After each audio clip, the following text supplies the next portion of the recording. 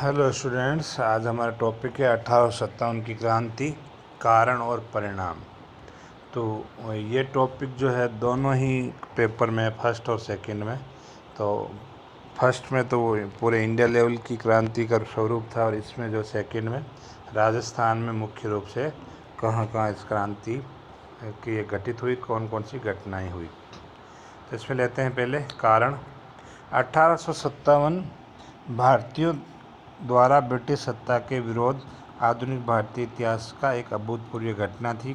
यद्यपि अधिकांश अंग्रेज इतिहासकारों ने मात्र सैनिकों के असंतोष को ही विप्लव का कारण बताया। अंग्रेज इतिहासकार ये कहते हैं कि ये क्रांति सिर्फ सैनिकों का नाराज़गी की वजह से ही होने वाली एक घटना थी, किंतु ये एकमात्र कारण नहीं था। हकीकत में ऐसा नहीं था।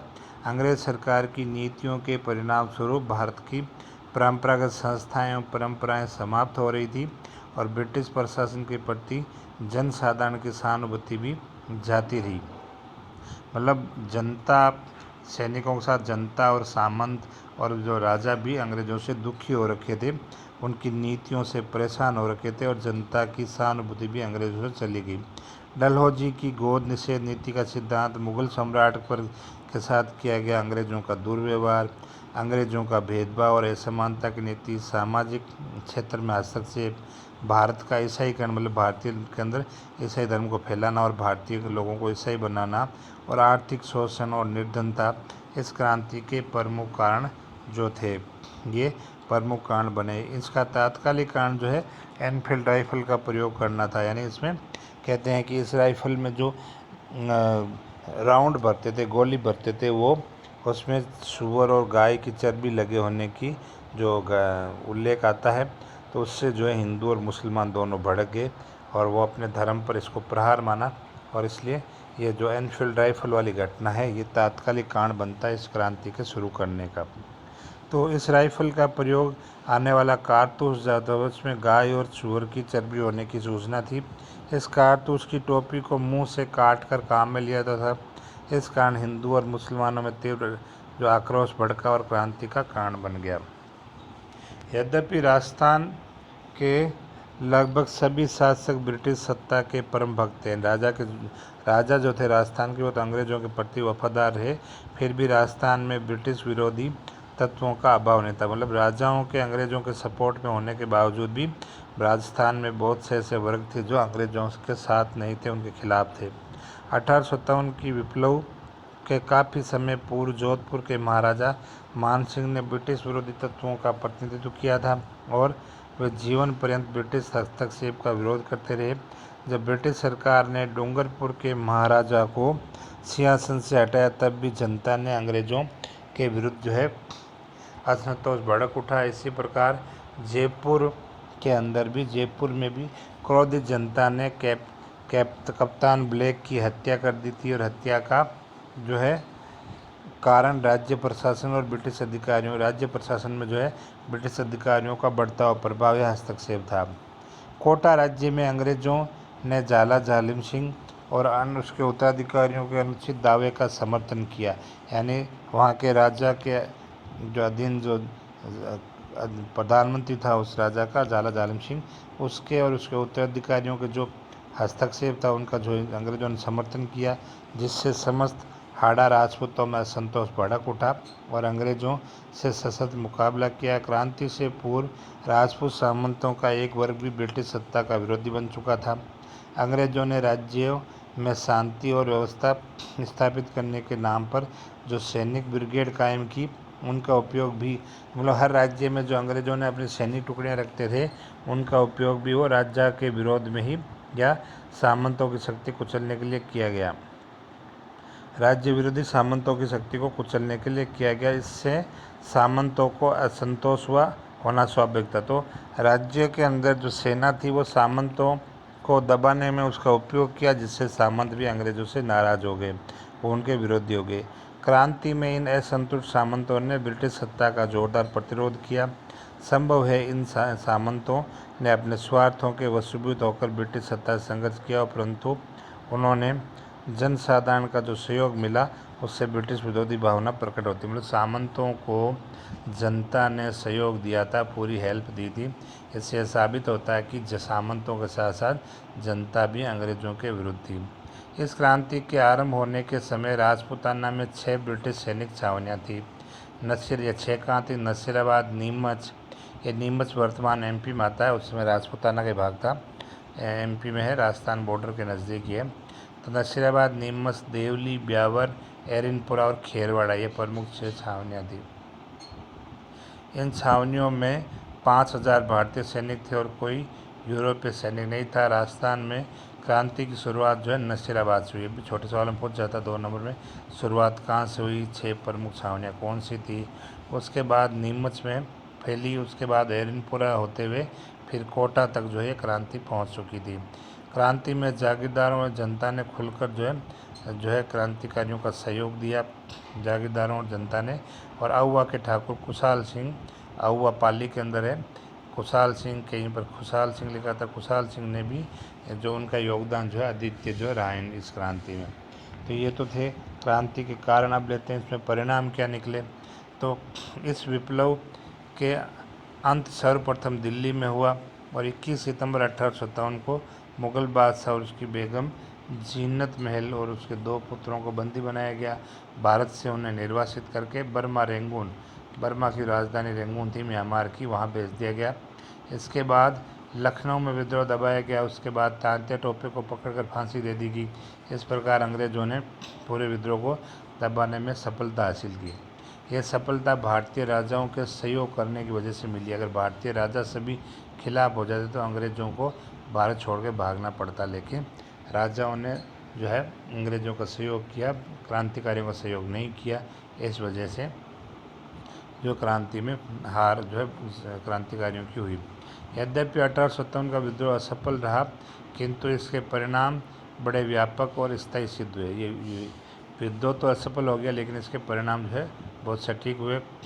विप्लव के बाद प्रबल प्रवाह को रोकने के लिए देशी राज्यों ने बांध का काम किया। मतलब इस क्रांति को जो है रोकने के लिए जो तेज़ प्रवाह को, इसमें देशी राज्यों ने जो है बांध के रूप में काम करके अंग्रेज़ों की सुरक्षा की। इस आंधी का सामना करते समय राजस्थान के देशी नरेश अंग्रेजी सत्ता के लिए बलवर्धक सिद्ध हुए, प्रमाणित हुए थे। मतलब राजाओं ने जो है अंग्रेज़ों की ताकत बन के रहे।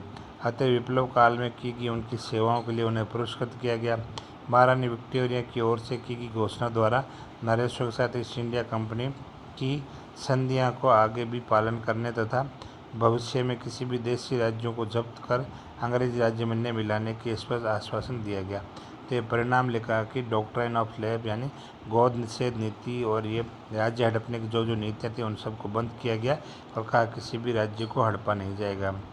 विप्लव के बाद अंग्रेज़ों ने अपनी जो नीतियाँ थी उसमें बदलाव किया और राजस्थान में भावी नरेशों और सरदारों को जो विद्या है, बुद्धि, तर्क शैली, रहन सहन और आचार विचार में इसमें सब में अंग्रेज़ बनाने के लिए प्रयास किया। मतलब भारतीय अमीर वर्ग जो शासक वर्ग है उनको अंग्रेजी कल्चर में ढालने का प्रयास किया। अंग्रेजी राज्य में अटल विश्वास पैदा करने और ब्रिटिश सम्राट के प्रति जो है अगाध भक्ति और सारी पाश्चात्य बातों को असीम श्रद्धा जो राजस्थान के भावी नरेशों में भरी जाने लगी। मतलब राजस्थान के शासक वर्ग के अंदर अंग्रेज़ों के प्रति वफादार बनाने और अंग्रेज़ों की शिक्षा दीक्षा उनको दी गई ताकि वो हमेशा अंग्रेज़ों के जो सपोर्टर बने रहें।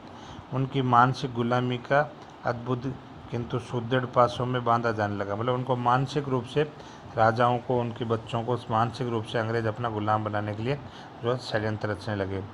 सर्वसाधारण जनता के साथ ही राजस्थानी नरेशों ने भी अंग्रेज़ों का सफलतापूर्वक विरोध करने की आशा ही छोड़ दी। मतलब जो है राजस्थान के नरेशों ने, राजाओं ने अंग्रेज़ों की जो है जो विरोध करना इन्होंने छोड़ दिया। विजेताओं का प्रभुत्व और उनकी सभ्यता का महत्व को स्वीकार कर वे उन्हीं के अंधानुकरण में लगे। मतलब वो अंग्रेज़ों को सर्वस्व मानने लगे और उनकी नीतियों का ही आंखें बंद करके उनका अनुसरण करने लगे। अंग्रेजी साम्राज्य की सेवा कर उन्हें प्रशंसा और आदर्श प्राप्त करने में ही राजस्थान के नरेश जो है अपना गौरव अनुभव करने लगे। यानी अंग्रेज़ों की चापलूसी और सेवा और उनकी जो है कृपा प्राप्त करने में ये अपना गौरव समझ लगे। जैसे मध्यकाल में मुग़लों के अधीन वो सेवा करते रहे, वैसे ही आधुनिक काल में अंग्रेज़ों के सेवा में ही अपना गौरव समझ लगे। विप्लव काल में ब्रिटिश सत्ता का खुले रूप में विरोध करने वाला तत्व सामंत वर्ग था। अतः विप्लव की समाप्ति बाद अंग्रेज़ों ने इस नीति से सामंत वर्ग को अस्तित्वहीन करने की रही, मतलब सामंतों का अस्तित्व खत्म करने की अंग्रेज़ों ने नीति अपनाई।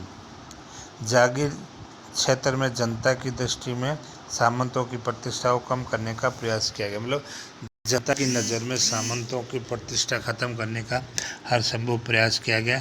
अंग्रेज़ों ने सामंतों को उनके द्वारा राजाओं को दी जाने वाली सैनिक सेवा के बदले नकद रुपये देने का विवश किया। अतः अब सामंतों के लिए नकद रुपया चुकाने के साथ साथ बड़े बड़े सैनिक दस्ते रखना कठिन हो गया। मतलब उनको अब ज़मीनें नहीं दे करके पेमेंट दिया गया, जिससे वो अपने जो है ज़्यादा संख्या में सैनिक नहीं रख सकते थे और विवश होकर उन्हें अपने सैनिक दस्ते भंग करने पड़े। सामंतों को न्यायिक अधिकार भी कम कर दिए, मतलब अपने एरिया की जनता के साथ न्याय प्रदान करने के अधिकार भी कम कर दिए गए तथा उन्हें भी न्यायालय शुल्क वसूल जाने लगा, मतलब उनके ऊपर भी इसके ऊपर टैक्स लगा दिया गया। इसके अलावा उनका सार्वजनिक प्रभाव कम हो गया। विप्लव के पूर्व सामंतों का अपने सेठ साहूकारों और व्यापारियों पर बड़ी भारी प्रभाव होता था। ये लोग व्यापारियों को सुरक्षा के बदले में कर लेते थे, लेकिन अब यह शुल्क जो वसूलना सरकार ने अपने हाथ में ले लिया, मतलब अंग्रेज़ जो है इन व्यापारियों से टैक्स वसूल कर रहे हैं, सामंतों से अधिकार छीन लिया। यातायात के नए साधनों और रेल मार्गों को खुलवाने के से कई जागीरदार का जो है व्यापारिक प्रभाव भी खत्म हो गया। यानी यातायात के नए साधन बने, रेल मार्ग बने, जिससे जो जागीरदार जिनका व्यापारिक प्रभाव था वो ख़त्म हो गया। नए अंग्रेजी कायदे कानून भी सेठ साहूकारों को जागीरदारों के प्रभाव से मुक्त होने में सहायक हुए, क्योंकि अब उन्हें ऋण वसूलने के लिए सामंतों की कृपा की आवश्यकता नहीं रही। मतलब जो है सेठ साहूकार किसी को ऋण देते थे तो वसूलने के लिए अब सामंतों की आवश्यकता की जरूरत नहीं रही, वो अंग्रेजी सरकार की मदद से वसूलते थे। अब वे न्यायालय द्वारा भी ऋण वसूल करके न्यायालय द्वारा जो है ऋण वसूल कर सकते थे। इस प्रकार सामान्य जनता और शासन व्यवस्था के नए नियम ने सामंतों की प्रतिष्ठा को कम करने का योगदान दिया। तो राजस्थान के सामंतों ने अंग्रेज़ों का विरोध किया इस क्रांति में, इसलिए अंग्रेज़ों ने वह हर संभव प्रयास किया कि सामंतों का अस्तित्व खत्म किया जाए, इनकी जितनी कम हो सके इनकी अधिकार और छीन लिए जाए, जितने मैक्सिमम इनके अधिकार छीन लिए जाए, इनको आर्थिक रूप से पंगु बना दिया जाए।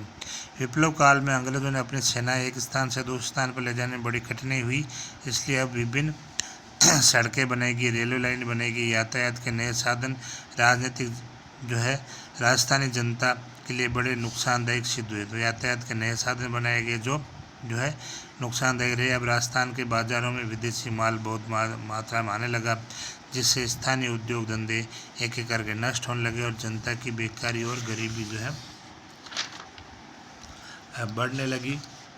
पुराने व्यापारिक मार्गों की स्थिति जो है सारी इन समृद्ध बस्तियों में व्यापारिक महत्व नगण्य हो गया। मतलब इन व्यापारिक मार्गों पे जो पहले यहाँ के खुद के जो व्यापार थे, उद्योग धंधे थे, उनका जो समृद्ध बस्तियाँ थी उनका महत्व नगण्य हो गया और वे धीरे धीरे जो है उत्पीड़न होने लगे। इस प्रकार राज्य की आर्थिक जो है रूप से जो है संतुलन जो है राज्य का बिगड़ने लग गया। क्रांति के बाद राजस्थान में परंपरागत ढांचे में भी क्रांति के बाद बदलाव आया। अब आधुनिक शिक्षा के प्रसार, नए मध्यम वर्ग का उदय, राज्यों का प्रशासनिक सेवाओं में नियुक्ति संबंधी नीति व अंग्रेजी नियमों से ब्राह्मणों राजपूतों का महत्व कम हो गया। अंग्रेजों ने जो व्यापारी वर्ग था उनकी निष्ठा और सहयोग प्राप्त करना आरंभ कर दिया, क्योंकि इससे उन्हें आर्थिक हित थे, क्योंकि वैश्य वर्ग जो था, व्यापारी वर्ग था, उनसे उनका आर्थिक स्वार्थ थे। तो ब्राह्मणों और राजपूतों का महत्व इन्होंने कम करते हुए व्यापारी वर्ग का महत्व उनके साथ अच्छे रिलेशन बनाए और अपना प्रभाव बढ़ाया। अतः उन्होंने वैश्य समुदाय को संरक्षण देने की नीति अपनाई, जिससे इस समाज का सर्वाधिक लाभ हुआ। इससे वैश्य वर्ग की राजनीतिक, आर्थिक और जो है सामाजिक प्रतिष्ठा और अधिक बढ़ने लगी, समाज में अग्रणी स्थान उनको प्राप्त हो गया। तो ये हमारा था 1857 की क्रांति के कारण परिणाम। नेक्स्ट क्लास में हम अगला टॉपिक लेंगे।